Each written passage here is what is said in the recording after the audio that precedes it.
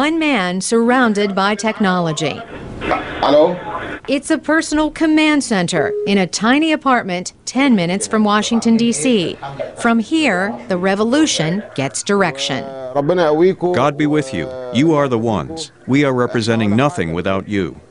Omar Afeefi Suleiman speaks to protesters in Egypt via Skype, Facebook, Twitter, and cell phone. Today, he hears from the Egyptian countryside, where 200 want to join the revolt. Are our groups increasing in number? Of course they are. Another man calls Suleiman after being questioned by authorities. The first thing they did was let us hear the sound of electric shock to intimidate us.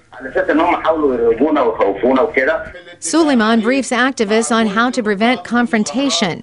After 20 years as an Egyptian police officer, he says he knows all about that.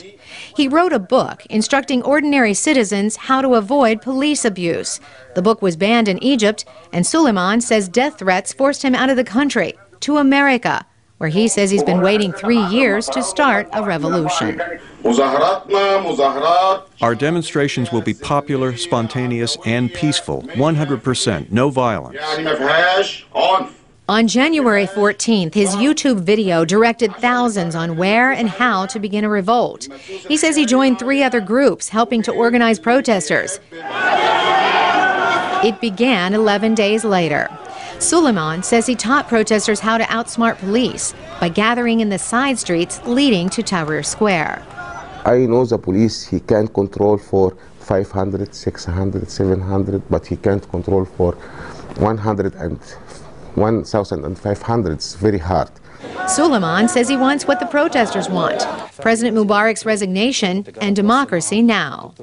Nobody can stop our revolution. Nobody. But Egypt's Vice President Omar Suleiman, no relation, said the governments will not tolerate prolonged protests in Tahrir Square, where some have set up tents. He was quoted as saying he doesn't want to deal with Egyptians using police tools. Under a new government, analysts say that same police department would have to adapt.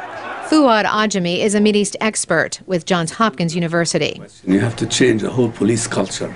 You have to train them that slapping people around doesn't work, that kicking people around doesn't work.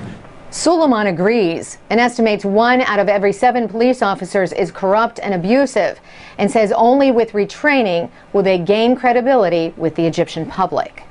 Carolyn Persutti, VOA News.